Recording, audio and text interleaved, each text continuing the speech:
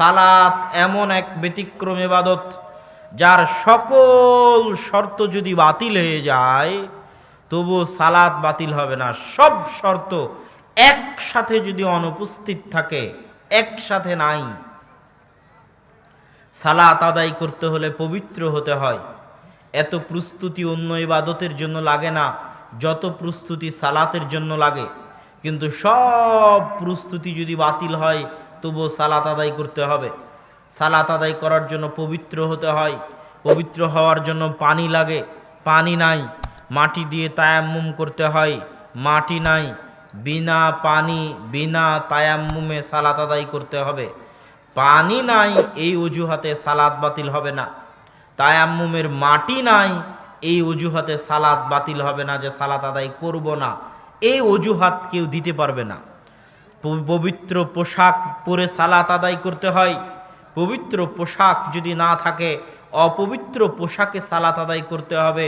কেউ দুনিয়াতে অজুহাত দিতে পাবে না যে আমার জামায় পেশাব লেগে আছে, কেমনে সালাত আদায় করি। এই অজুহাত সালাতের জন্য বাতিল। অন্য কোনো ইবাদতের ক্ষেত্রে অজুহাত চলতে পারে। এই শর্ত যদি অনুপস্থিত থাকে যে আমার জামা পরিষ্কার নয়, আমার জামা পবিত্র নয়, পেশাব লেগে আছে, এই শর্ত দিয়ে সালাত, এই অজুহাত দিয়ে সালাত বাতিল হবে না।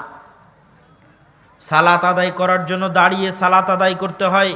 দাঁড়িয়ে আদায় করা যায় না, বসে আদায় করতে হবে। বসে আদায় করা যায় না, শুয়ে আদায় করতে হবে।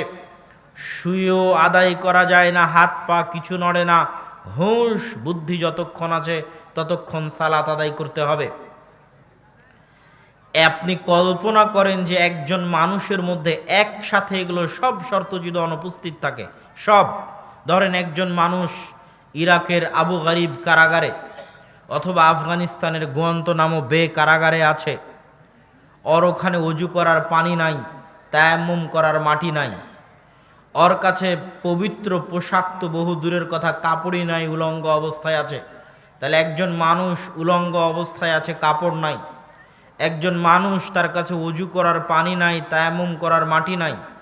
কেবলামুখী হয়ে সালাত আদায় করতে হয়। কেবলা চিনতে পারে না কোন দিকে কেবলা, তাহলে ও কেবলাও চিনে না। ওকে বসে দাঁড়িয়ে সালাত আদায় করতে হবে, দাঁড়াতে পারে না। বসে সালাত আদায় করতে হবে, বসতে পারে না। শুয়ে সালাত আদায় করতে হবে, হাত পা নাড়াতে পারে না, অচল অথর্ব অকেজো। অত্যাচারের কারণে অচল অথর্ব অকেজো হয়ে গেছে। সালাত আদায় করতে হলে সূরা ফাতিহা জানতে হয়, কোরআন জানতে হয়। ওর কোরআনও জানা নাই, সূরা ফাতিহাও জানা নাই। এই অজুহাতে সালাত বাতিল হবে না যে আমার তো সূরা ফাতিহা জানা নাই, কেমনে সালাত আদায় করব। এই অজুহাতে সালাত বাতিল হবে না। সবগুলো শর্ত যদি অনুপস্থিত থাকে একজন ব্যক্তির মধ্যে, একজনের মধ্যে, আলাদা আলাদা বলিন, ওই একজনের মধ্যে, ওই একজন উলঙ্গ অবস্থায় আছে, অজু করেনি, তায়াম্মুম করেনি, কেবলা চিনে না, দাঁড়িয়ে নাই, বসে নাই, শুয়ে অচল অথর্ব হয়ে আছে, বড় ফরজ গোসল ওর উপর আছে। সামান্য ছোট অপবিত্রতার কথা বলিনি, ফরজ গোসল, রাতে স্বপ্ন দোষ হয়েছে, ফরজ গোসল অবস্থায় আছে, হতেই পারে, স্বাভাবিক। একসাথে একজন মানুষের মধ্যে এগুলো সব শর্ত অনুপস্থিত থাকতে পারে। কোরআন পড়তে হয়, কোরআন জানে না। সূরা ফাতিহা মুখস্থ থাকতে হয়, সূরা ফাতিহা জানে না। ওই একজন ব্যক্তি, কোনো শর্তই নাই সালাত আদায়ের, তবুও কেউ বলতে পারবে না যে ওর সালাত মওকুফ হয়ে গেছে। ওকে ওই অবস্থাতেই সালাত আদায় করতে হবে। এই রকম ব্যতিক্রম ধর্মী ইবাদত হচ্ছে সালাত। সালাতের বিষয়ে আল্লাহ সুবহানাহু তাআলা এবং রাসূল সাল্লাল্লাহু আলাইহি ওয়াসাল্লাম কেন এত জোরালো, এত কঠিন, এত কঠোর গুরুত্ব আরোপ করেছেন সালাতের জন্য? তার সবচেয়ে বড় কারণ হচ্ছে সালাত মানুষকে শয়তানের খপ্পর থেকে বাঁচতে সবচেয়ে বড় অবলম্বন, সবচেয়ে বড় ঢাল, সবচেয়ে বড় মাধ্যম। যে মানুষ শয়তানের ষড়যন্ত্র থেকে, মাকাইদ আশ-শায়াতিন, শয়তানের ষড়যন্ত্র থেকে বাঁচবে, এর চেয়ে বড় অস্ত্র পৃথিবীতে আর নাই সালাত ব্যতীত, শয়তানের ষড়যন্ত্র থেকে বাঁচার জন্য। রাসূল সাল্লাল্লাহু আলাইহি ওয়াসাল্লাম বলেছেন, মা মিন কারিয়াতিন, এমন কোনো গ্রাম যেই গ্রামে বসবাস করে তিনজন মানুষ, যেই গ্রামে বসবাস করে মাত্র তিনজন মুসলমান, সেটা আফ্রিকার কোনো জঙ্গল হতে পারে, আটলান্টিক মহাসমুদ্রের অতল গহ্বরে হতে পারে, আমেরিকা ইসরায়েলের মতো ইহুদি খ্রিস্টান দেশে হতে পারে। মাত্র 3 জন মুসলমান আছে কোনো গ্রামে, কোনো শহরে, কোনো জঙ্গলে, কোনো মরুভূমিতে। আর তারা ওমা উকিমাতিস সালাহ, আজান ইকামত দিয়ে সালাত কায়েম করে না, ইল্লাস্তাহওয়াদা আলাইহিমুশ শাইতান, তাহলে শয়তান তাদের উপর আক্রমণ করে।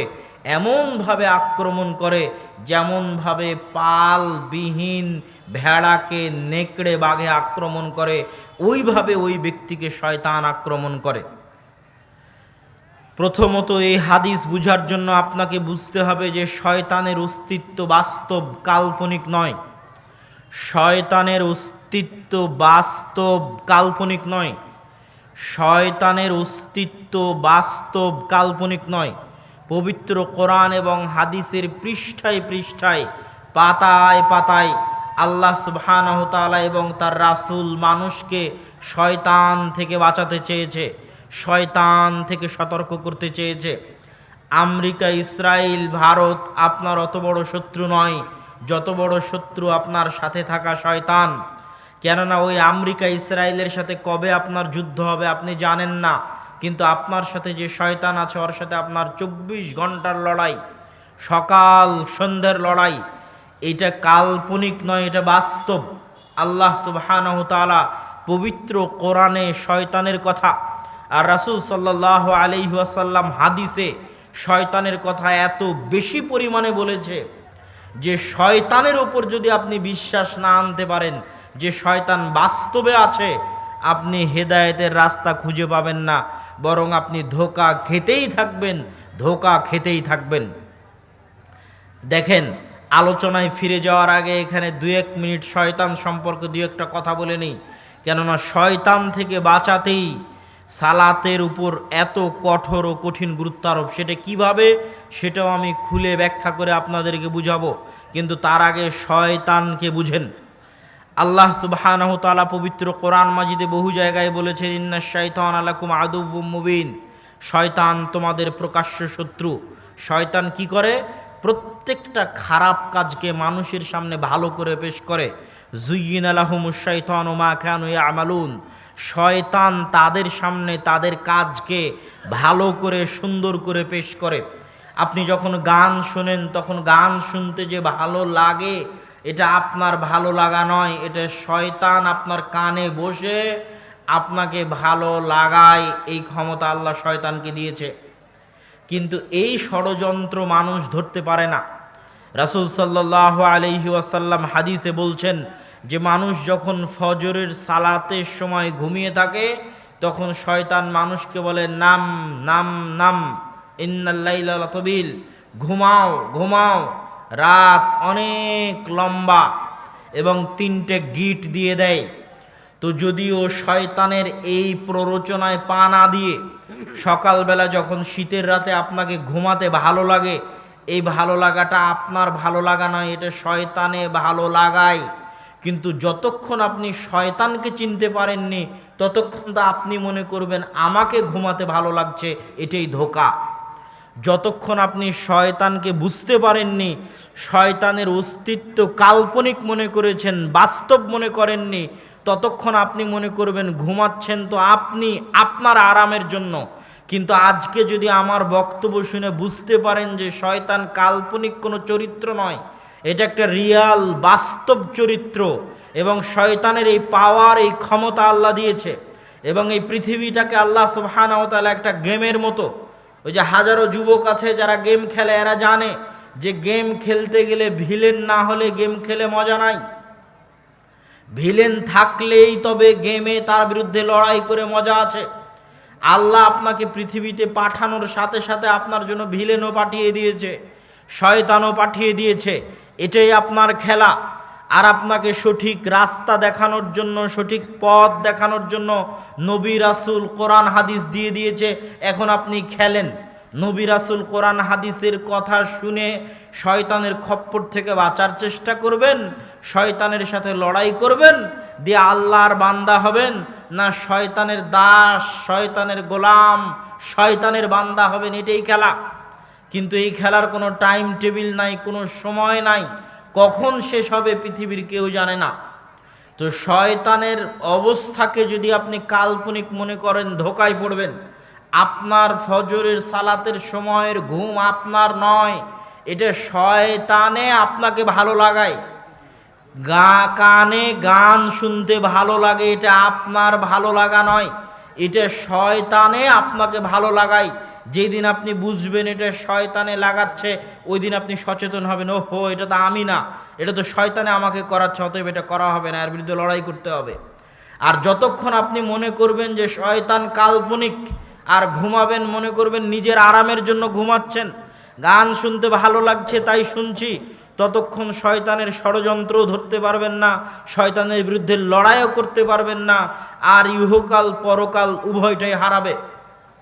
রাসূল সাল্লাল্লাহু আলাইহি ওয়াসাল্লাম বলছেন, ওই শয়তানের প্ররোচনায় পা না দিয়ে, যে শয়তানকে চিনে, শয়তানকে জানে, শয়তানকে কাল্পনিক মনে করে না, বাস্তব মনে করে, যে শয়তানের সাথে লড়াই করে ঘুম থেকে উঠে ওযু করে দোয়া পড়ে, ওর সকালটা হয় নাশীতান, চঞ্চল ফুর্তিময়, শরীরে কোনো অলসতা কাজ করে না।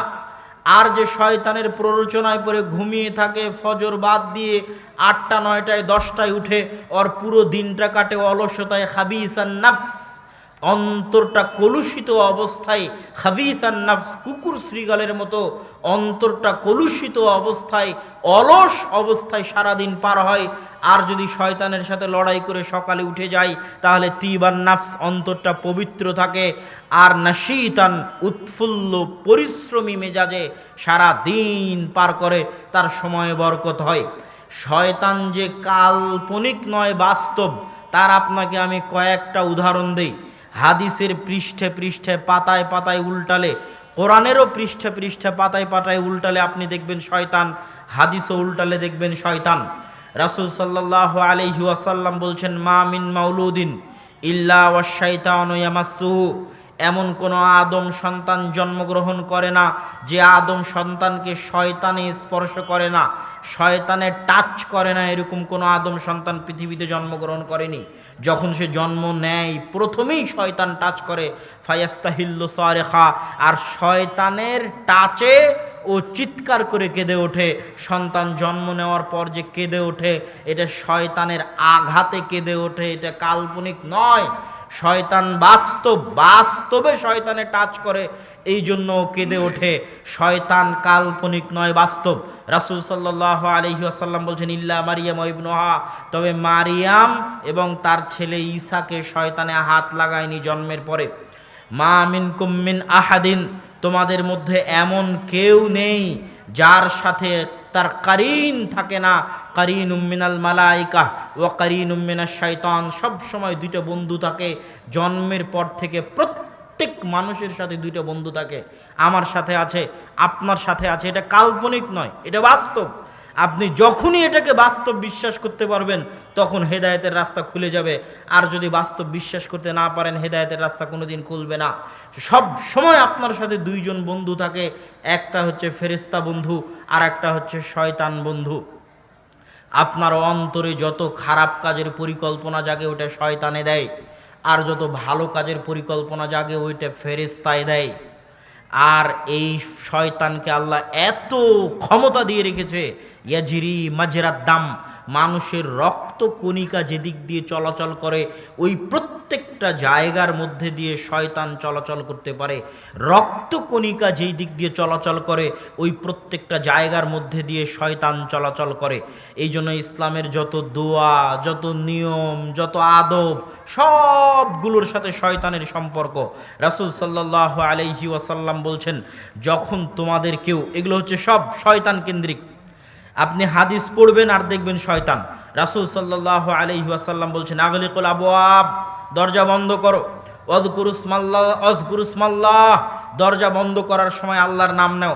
ফাইন্না শাইতানা লা ইফতাহু বাবান মুগলাকা, কেননা শয়তান ওই দরজা খোলে না যেই দরজা আল্লাহর নাম নিয়ে বন্ধ করা হয়েছে। এটা কাল্পনিক নয়, এটা বাস্তব।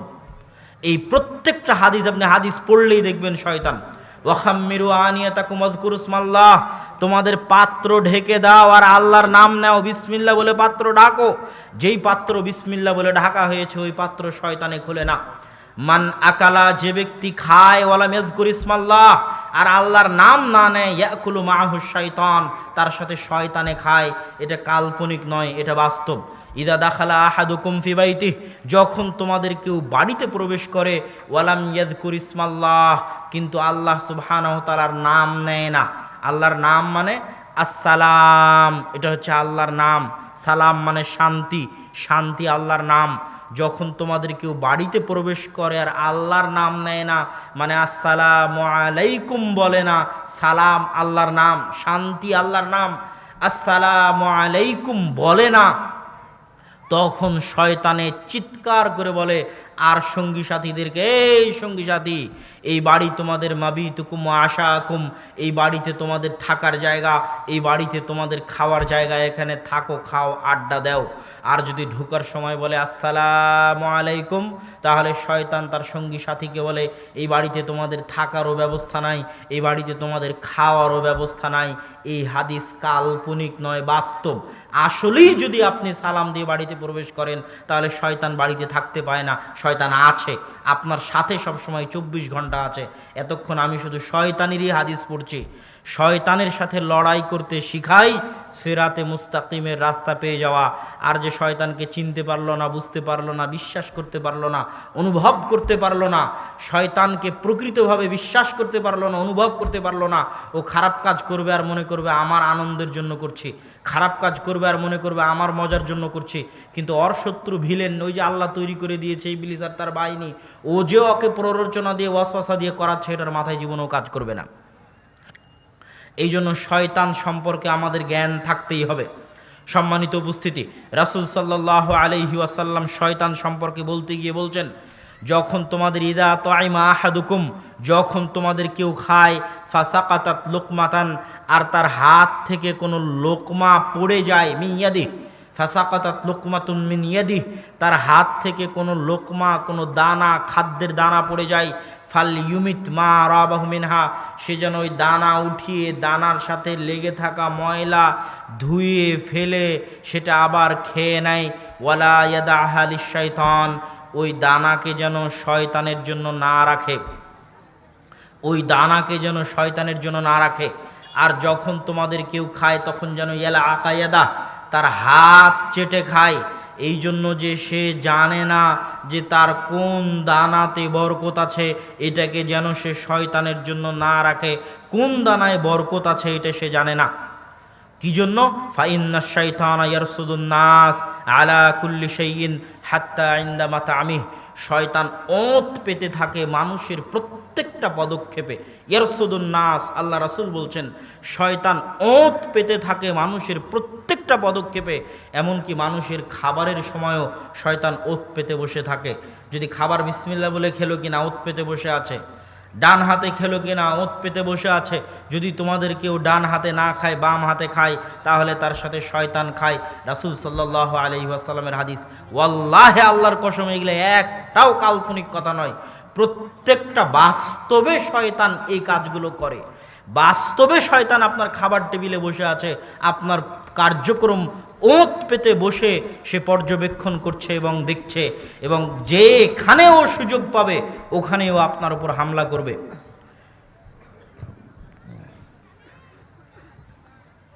যেখানেও সুযোগ পাবে ওখানেও আপনার উপর হামলা করবে, এটাই তার কাজ।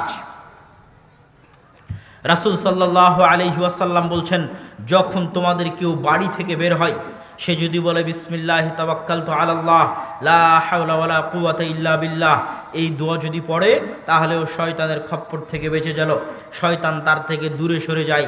আর ও যদি এই দোয়া না পড়ে তাহলে শয়তান তার সাথে থাকে।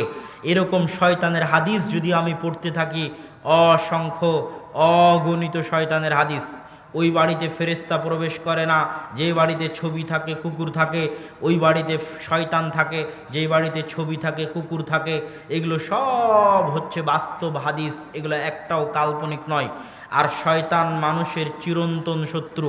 কেউ যদি বাথরুমে প্রবেশ করে আর বলে আল্লাহুম্মা ইন্না আউযু বিকা মিনাল খুবুসি ওয়াল খাবাইস, তাহলে শয়তানের চোখ বন্ধ হয়ে যায়। বিসমিল্লাহ বলে শয়তান বললে শয়তান কিছুই দেখতে পায় না। এগুলো সব বাস্তব হাদিস। এই কোরআনের পাতা পাতা উল্টাবেন, দেখবেন আল্লাহ সুবহানাহু ওয়া তাআলা শয়তানের কথা বলছে। হাদিসের পৃষ্ঠা পৃষ্ঠা উল্টাবেন, দেখবেন রাসূল সাল্লাল্লাহু আলাইহি ওয়াসাল্লাম শয়তানের কথা বলছে। কোরআনের মধ্যে আল্লাহ সুবহানাহু ওয়া তাআলা শয়তানের শপথ নকল করেছেন। ফাবিমা আগওয়াইতানি লাআকুদান্নাহুম সিরাতাকাল মুস্তাকিম মিন বাইনি আইদিহিম ওয়া মিন খালফিহিম। শয়তান শপথ করে বলছে যে আমি আদম সন্তানকে সিরাতে মুস্তাকিম থেকে পথ ভ্রষ্ট করার জন্য চেষ্টা করব, তার সামনে থেকে চেষ্টা করব, তার পিছন থেকে চেষ্টা করব, তার ডান দিক থেকে চেষ্টা করব, তার বাম দিক থেকে। তার মানে আপনি চারিদিক দিয়ে শয়তানের ঘেরা টোপে আক্রান্ত হয়ে আছেন। শয়তান আপনাকে চারদিক থেকে ঘিরে আছে। এই শয়তানের খপ্পর থেকে বাঁচার সবচেয়ে বড় মাধ্যম হচ্ছে সালাত। যে হাদিসটা শয়তানের আলোচনার শুরুতে বলেছি, যে রাসূল সাল্লাল্লাহু আলাইহি ওয়াসাল্লাম বলেছেন, তিনজন মানুষও যদি থাকে আর যদি সালাত আজান ইকামত দিয়ে কায়েম না করে, তাহলে তারা শয়তানের খপ্পরে পড়বেই পড়বে। কেন আপনি সালাত দিয়ে শয়তান থেকে বাঁচতে পারবেন? সালাত কি এমন উপকার করবে যে আপনি শয়তান থেকে বাঁচতে পারবেন? আল্লাহ সুবহানাহু ওয়া তাআলা পবিত্র কোরআন মাজিদে বলছে, ইন্নাস সালাতা তানহা আনিল ফাহশাই ওয়াল মুনকার। সালাত মানুষকে অন্যায় অনাচারের কাজ থেকে দূরে রাখে।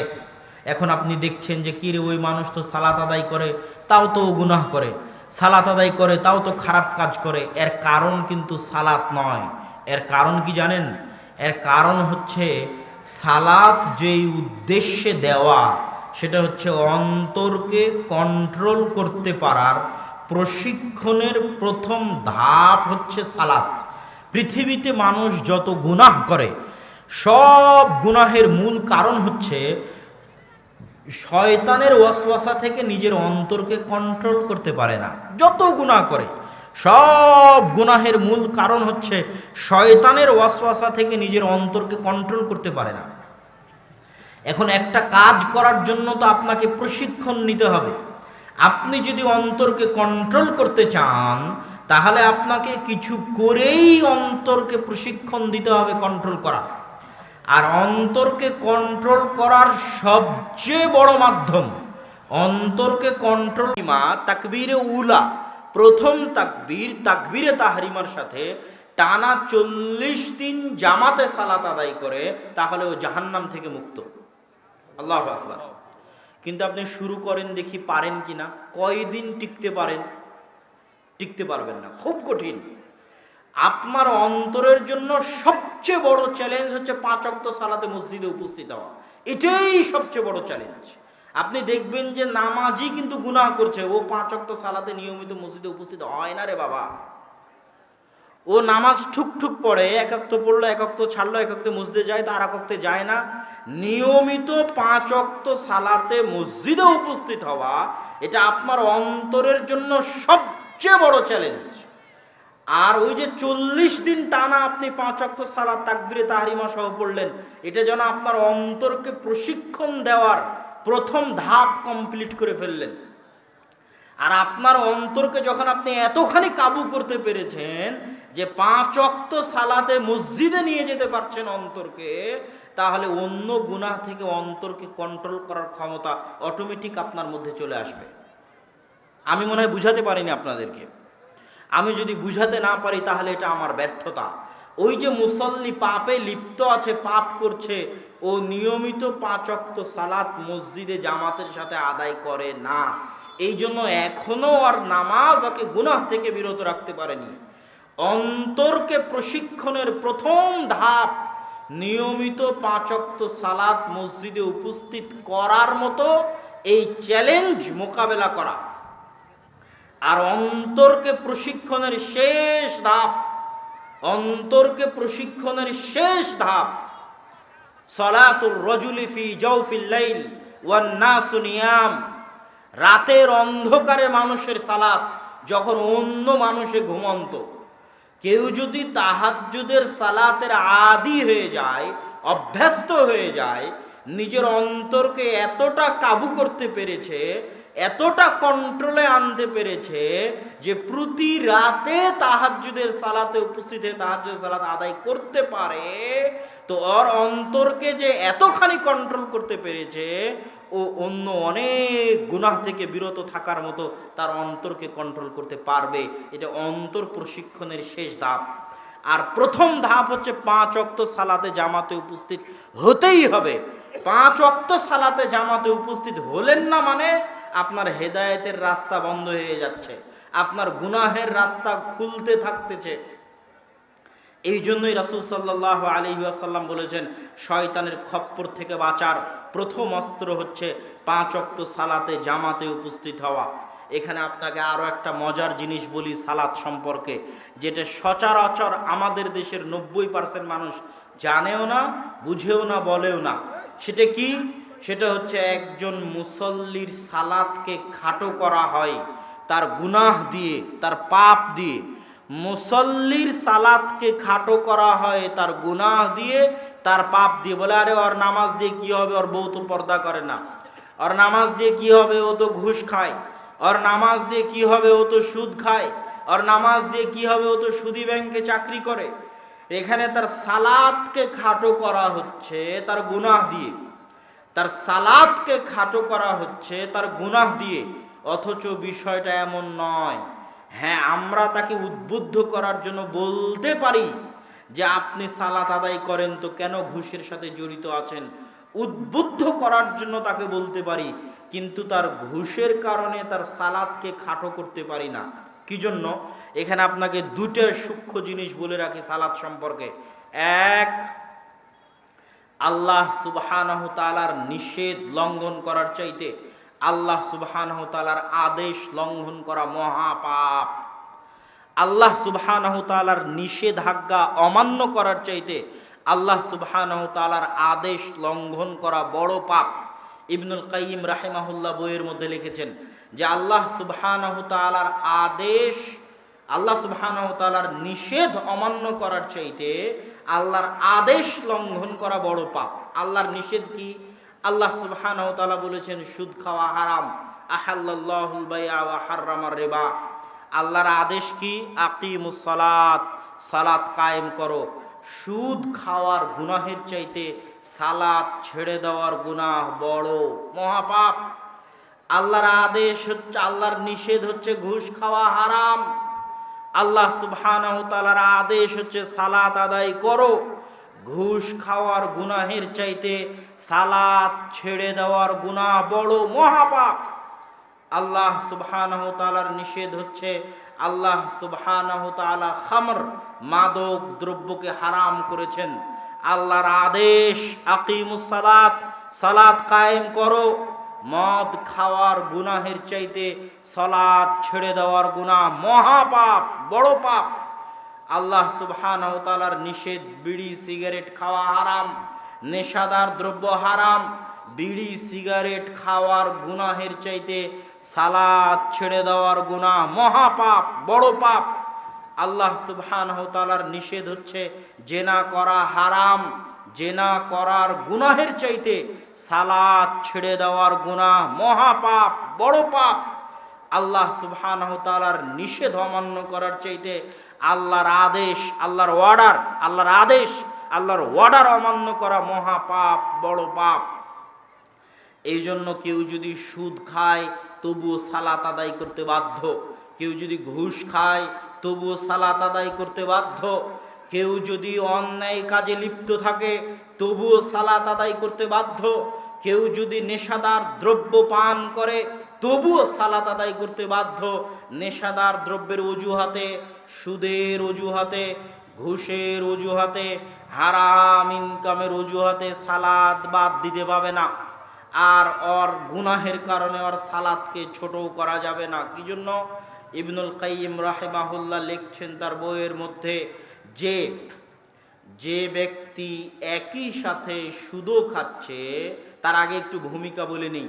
আমাদের মনের মধ্যে কি প্রশ্ন কাজ করে? আমাদের মনের মধ্যে প্রশ্ন কাজ করে যে আল্লাহ সুবহানাহু তাআলা এবং তার রাসূল তো বলে দিয়েছেন, কি বলেছেন? মাতাআমুহু হারামুন ওয়া মাশরাবুহু হারামুন ওয়া মালবাসুহু হারামুন, এর খাদ্যদ্রব্য হারাম, এর পোশাক হারাম, এর পানীয় হারাম। আর ইন্নাল্লাহা তাইয়্যিব, আল্লাহ সুবহানাহু ওয়া তাআলা পবিত্র, পবিত্র ব্যতীত অন্য কিছু গ্রহণ করেন না। এর আয়, ইনকাম, উপার্জন সবই হারাম। তো আল্লাহ সুবহানাহু ওয়া তাআলা এর ইবাদত কবুল করবেন না, এ কথা ঠিক। রাসূল সাল্লাল্লাহু আলাইহি ওয়াসাল্লাম বলেছেন, কেউ যদি মদ পান করে, কেউ যদি নেশাদার দ্রব্য পান করে, তাহলে তার 40 দিন ইবাদত কবুল হবে না, এ কথা ঠিক। কিন্তু ইবনুল কাইয়িম রাহিমাহুল্লাহ বলছেন, এ কথা ঠিক, তার ইবাদত কবুল হবে না। কিন্তু ও যদি সুদ খাওয়ার পাশাপাশি সালাত আদায় না করে, তাহলে ওর দুটো গুনাহ, একটা তো সুদ খাওয়ার গুনাহ, আর একটা হচ্ছে সুদ খাওয়ার চাইতে বড় গুনাহ সালাত ছেড়ে দেওয়ার গুনাহ।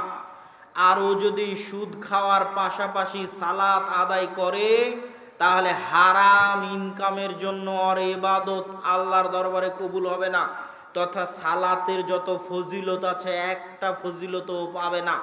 সালাতের কারণে গুনাহ মাফ হয়ে যায়, সালাতের কারণে গুনাহ ঝরে যায়, সালাতের কারণে মানুষের মর্যাদা বাড়ে, সালাতের কারণে মানুষের সম্মান বাড়ে।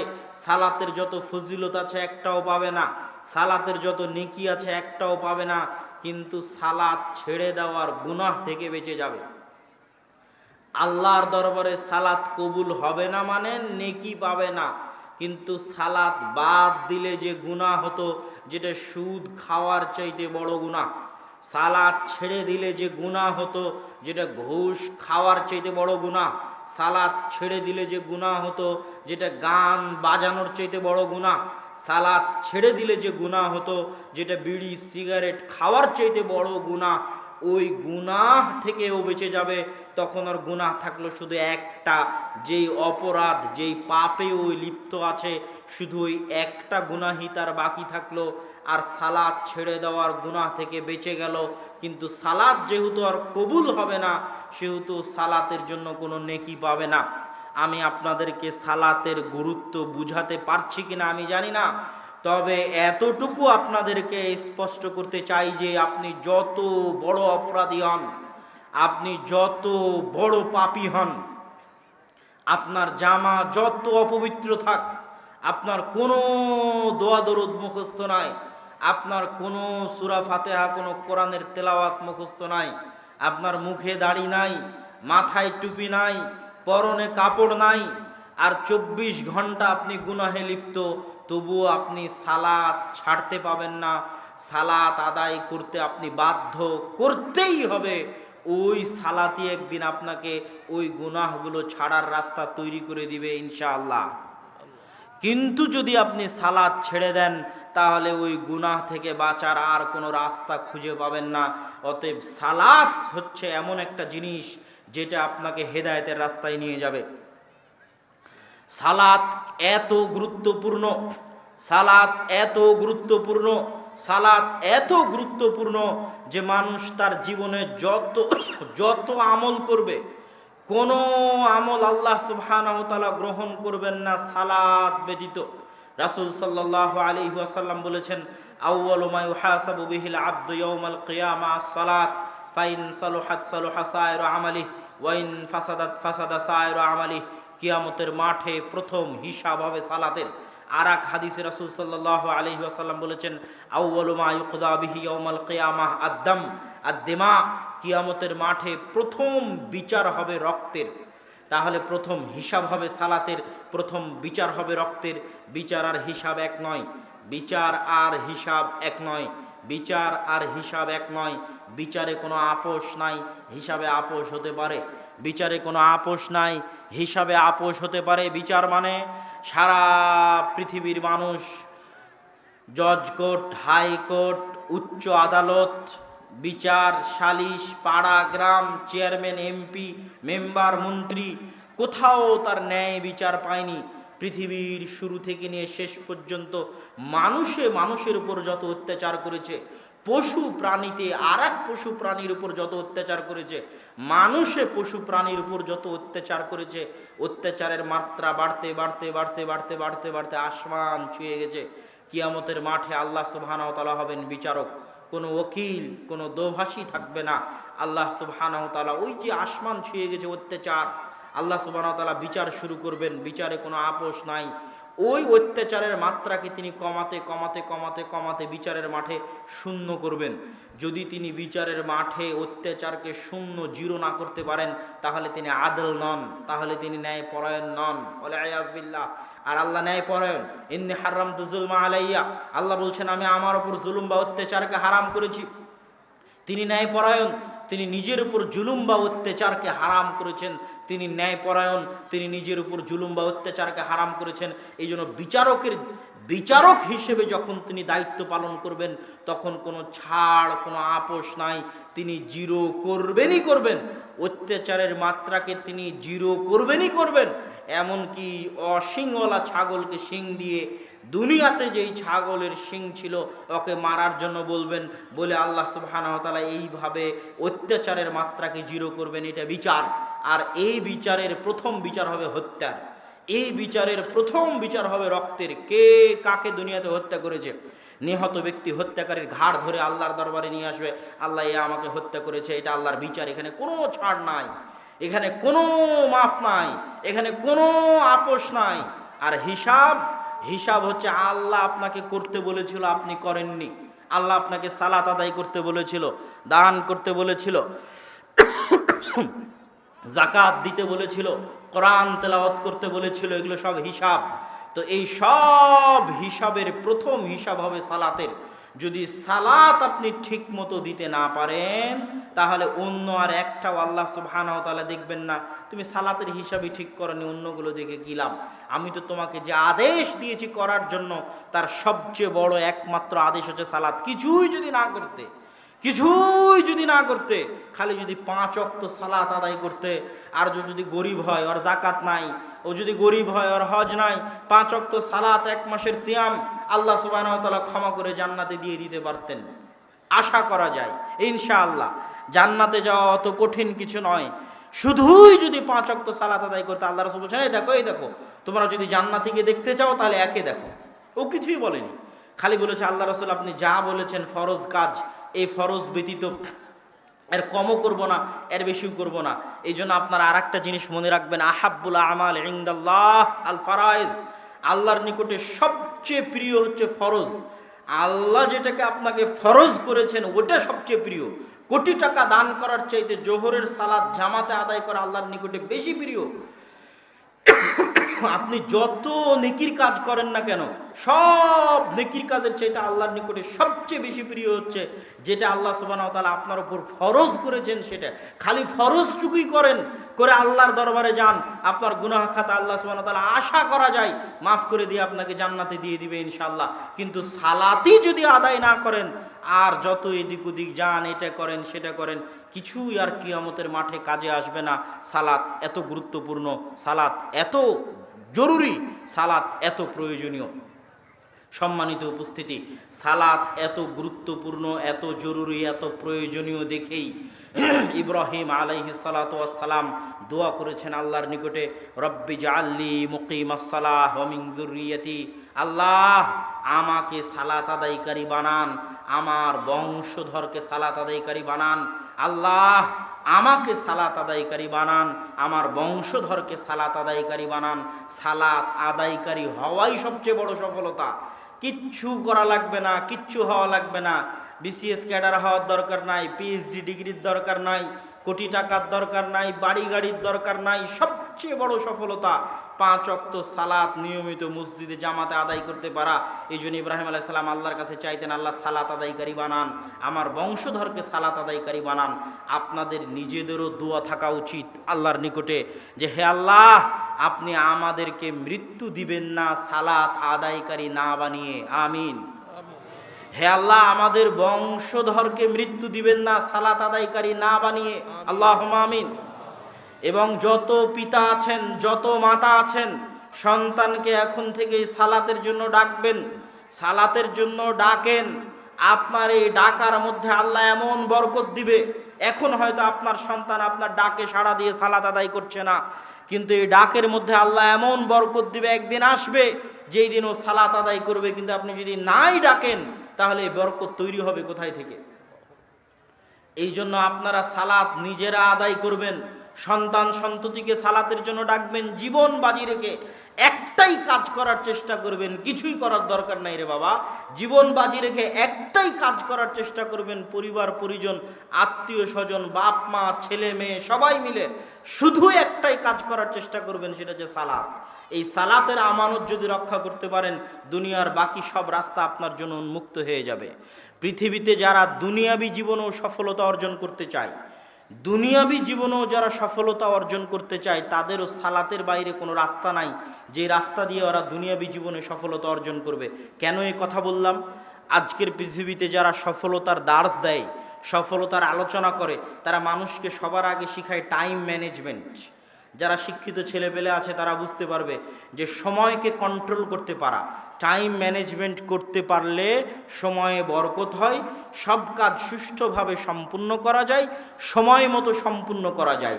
তো এই টাইম ম্যানেজমেন্টের আমার গবেষণা অনুযায়ী সালাতের চাইতে আর কোনো বড় মাধ্যম নাই যেটা দিয়ে মানুষ তার সময়কে কন্ট্রোল করতে পারে।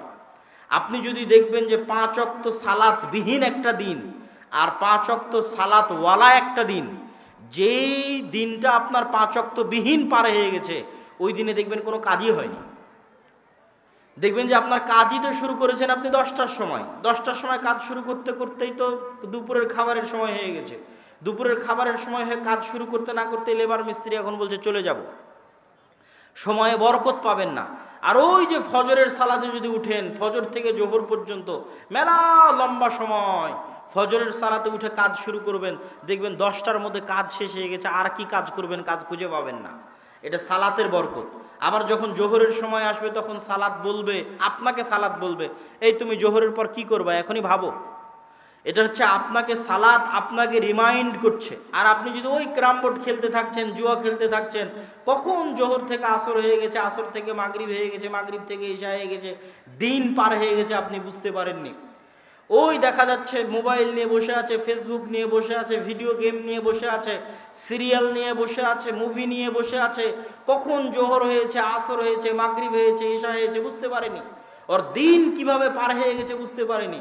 আর ও যদি ওই খারাপ কাজটা করা অবস্থাতেও যদি সালাত আদায় করতো, তাহলে জোহরের সালাতের সময় জোহরের সালাত ওকে একবার রিমাইন্ড দিত, এরপরে কি করবো। আবার আসরের সময়কে আর একবার রিমাইন্ড দিত, আর এরপরে কি করবি। আবার মাগরিবের সময় আরেকবার রিমাইন্ড দিতে, এরপরে কি করবি।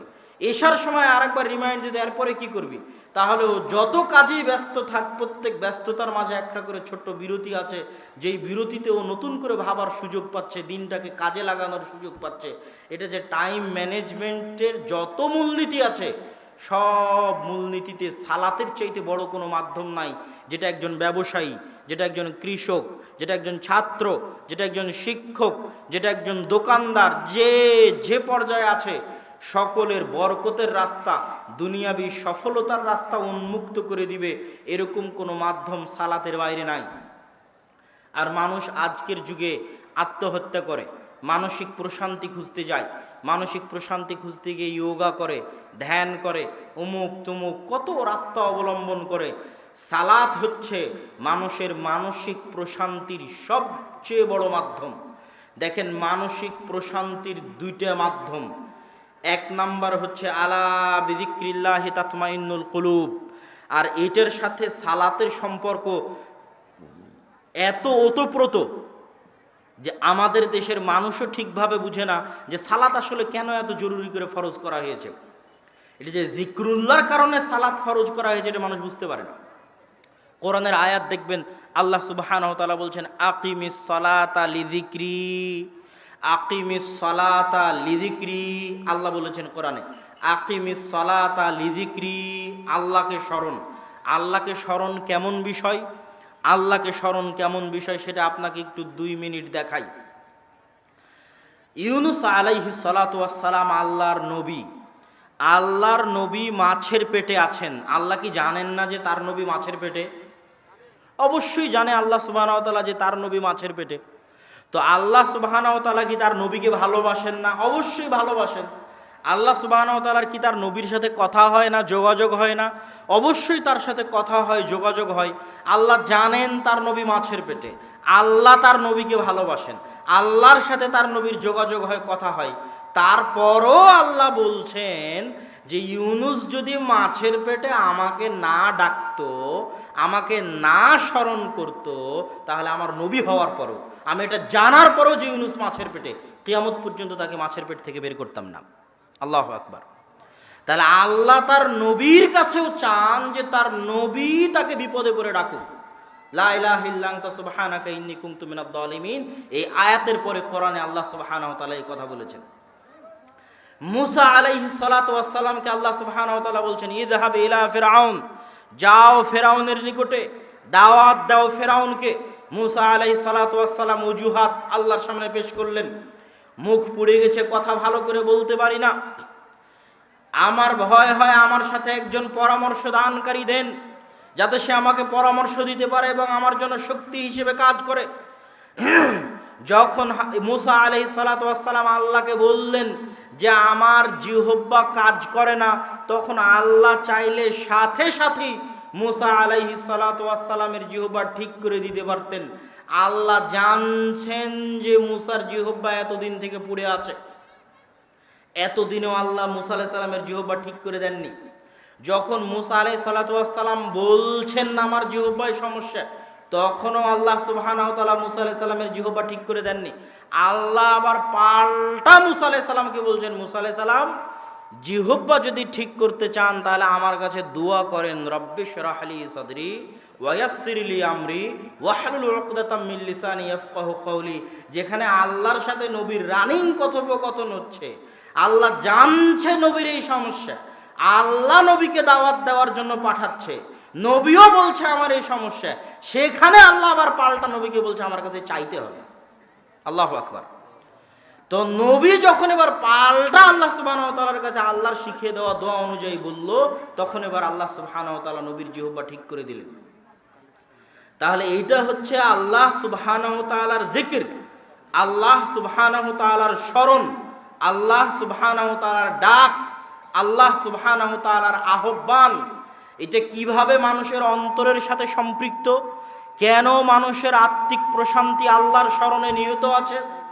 এই জন্য যে আমার এবং আপনার এই শরীর পৃথিবীতে সৃষ্টি হয়েছে, মায়ের পেটে সৃষ্টি হয়েছে, দুনিয়ার খাদ্য, দুনিয়ার রক্ত মাংস দিয়ে তৈরি হয়েছে, কিন্তু আমাদের শরীরের ভিতরে যে আত্মা আছে, এ আত্মা দুনিয়াতে তৈরি হওয়া নয়, এ আত্মা মায়ের পেটে তৈরি হওয়া নয়, এ আত্মা রক্ত মাংস দিয়ে তৈরি হওয়া নয়, এ আত্মা আল্লাহর ফেরেশতা আসমান থেকে ৪৪০ দিন নিয়ে এসে রক্ত মাংসের শরীরে ফু দিয়ে প্রবেশ করিয়েছে। এটা সে আত্মা যে আত্মা আসমান থেকে এসেছে, দুনিয়াতে তৈরি হওয়া নয়। আর এ আত্মা সে আত্মা যে আত্মা আল্লাহর সামনে শপথ করেছে, আলাস্তু বিরব্বিকুম ক্বালু বালা, আমি কি তোমাদের প্রতিপালক নই? তখন আত্মা বলেছে, হ্যাঁ আপনি আমাদের প্রতিপালক। এই জন্য যত অন্যায়, যত অত্যাচার, যত গুনাহ, সব গুনাহকে আল্লাহ বলেছেন আত্মার উপর অত্যাচার, সব গুনাহকে। আল্লাহুম্মা ইন্নী যালামতু নাফসি, এই দোয়ার অনুবাদ এটা নয় যে আল্লাহ আমি গুনাহ করেছি মাফ করে দেন। এই দোয়ার অনুবাদ হচ্ছে আল্লাহ আমার আত্মার উপর অত্যাচার করেছি আমি শয়তানের ওয়াসওয়াসায়। রব্বানা যালামনা আনফুসানা, এই আয়াতের অর্থ এটা নয় যে আল্লাহ আমি গুনাহ করেছি আমাকে মাফ করে দেন। এই আয়াতের অর্থ হচ্ছে আল্লাহ আমি আমার আত্মার উপর অত্যাচার করেছি, যে আত্মা আসমান থেকে এসেছে, দুনিয়াতে সৃষ্টি হওয়া নয়। কিন্তু দুনিয়ার এই রক্ত মাংসের শরীরে আসার পর শয়তানের প্ররোচনায় পড়ে ওই আত্মার উপর অত্যাচার করেছি। এটা অত্যাচার। এই অত্যাচারিত আত্মা কাঁদে, এই অত্যাচারিত আত্মা কষ্টে থাকে, এই অত্যাচারিত আত্মা হতবিহব্বল থাকে, এই অত্যাচারিত আত্মা হতাশাগ্রস্ত থাকে, বিষাদগ্রস্ত থাকে। আপনি পাল্টা প্রশ্ন করবেন, কই আব্দুল্লাহ ভাই, আমি তো বুঝতে পারি না, যে আমি তো নামাজ কালামও পড়ি না, আমি তো মদ জুয়া আড্ডা সব খেলি, কই আমার আত্মার উপর যে অত্যাচার হচ্ছে এটা তো আমি বুঝতে পারি না। আমি আপনাকে পাল্টা বলবো, আপনার আত্মার উপর যে আপনি অত্যাচার করছেন এটা বুঝার জন্য আপনি কোনোদিন সময় দিতে পারেননি। কেন সময় দিতে পারেননি? আবার কোরআনের আয়াত থেকে সমাধান নেই। আল্লাহ সুবহানাহু ওয়া তাআলা কোরআনের আয়াতে বলেছেন, আলহাকুমুত তাকাসুর হাত্তা যুরতুমুল মাকাবির। পারস্পরিক ধন সম্পদের প্রতিযোগিতা তোমাদেরকে ভুলিয়ে রেখেছে। কি ভুলিয়ে রাখা? আলহা শব্দের অর্থ কি? ছোট বাচ্চা যখন মায়ের দুধের জন্য কাঁদে, তখন আপনি ছোট বাচ্চাকে ভুলিয়ে রাখেন যেন মায়ের দুধ না চায়। ঝুনঝুনি দিয়ে ভুলিয়ে রাখেন, মোবাইল বাজিয়ে ভুলিয়ে রাখেন, বাইরে নিয়ে গিয়ে ভুলিয়ে রাখেন, হাসি খেল তামাশার মাধ্যমে ভুলিয়ে রাখেন। ওই যে ছোট বাচ্চাকে আপনি খেলনা দিয়ে, মোবাইল দিয়ে, ঝুনঝুনি দিয়ে কোনো একটা কিছু থেকে ভুলিয়ে রাখতেছেন, দুনিয়ার চাকচিক্য, দুনিয়ার মোহ আপনাকে ওইভাবে ভুলিয়ে রেখেছে আপনার মৃত্যু থেকে, আপনাকে ওইভাবে ভুলিয়ে রেখেছে আপনার কবর থেকে, আপনাকে ওইভাবে ভুলিয়ে রেখেছে আপনার মৃত্যু থেকে। ওই যুবক তো রাত্রে ঘুমাতে ঘুমাতে মোবাইল চালিয়েছে, ঘুম থেকে উঠে আবার মোবাইলে হাত দিয়েছে। তাহলে ও কখন তার আত্মাকে সুযোগ দিল এটা বুঝার জন্য যে ও তার আত্মার উপর অত্যাচার করছে? ওকে তো আলহাকুমুত তাকাসুর হাত্তা যুরতুমুল মাকাবির। ওর মোবাইল ওকে ভুলিয়ে রেখেছে যে ও একদিন মারা যেতে পারে। ওর গান বাজনা ওকে ভুলিয়ে রেখেছে ও একদিন মারা যেতে পারে। ওর মুভি, সিনেমা, জুয়া, তাস ওকে ভুলিয়ে রেখেছে যে ও একদিন মারা যেতে পারে। আর মৃত্যু নিশ্চিত, এই মৃত্যু থেকে ওকে ভুলিয়ে রেখেছে। যখনই আপনাকে আমি চ্যালেঞ্জ দিয়ে বলছি, আপনি একটা সেকেন্ড আপনার আত্মাকে সময় দেন না, একটা সেকেন্ড সময় দেন নির্জন রাত্রিতে, মোবাইল বন্ধ করে দিয়ে, পৃথিবীর মানুষজন, স্ত্রী, পুত্র, আত্মীয় স্বজন, ধন সম্পদ সব কিছু থেকে আলাদা হয়ে একটা সেকেন্ড আপনার আত্মাকে সময় দিয়ে দেখেন, আপনার চোখ দিয়ে যদি পানি না বের হয়েছে, আপনার আত্মার উপর অত্যাচার করার কারণে, আপনার মৃত্যুর স্মরণে, নিশ্চিত মৃত্যুর স্মরণে আপনার চোখ দিয়ে যদি পানি না বের হয়েছে, তাহলে আপনি মনে করবেন যে আমি আলোচনা আপনাদেরকে ভুল বুঝিয়েছি, কোরআন হাদিস আমি ভুল বুঝেছি, কোরআন হাদিস আমি সঠিকভাবে বুঝতে পারিনি। আপনি আপনার আত্মাকে সময় দেন না। আলহাকুমুত তাকাসুর, আপনার মৃত্যুকে আপনি শয়তানের ধোকায় পড়ে সবসময় ভুলে থাকার চেষ্টা করেন যে আমি মারা যাব। মানুষ আপ্রাণ চেষ্টা করে এটা ভুলে থাকার যে মানুষ মারা যাবে। রাত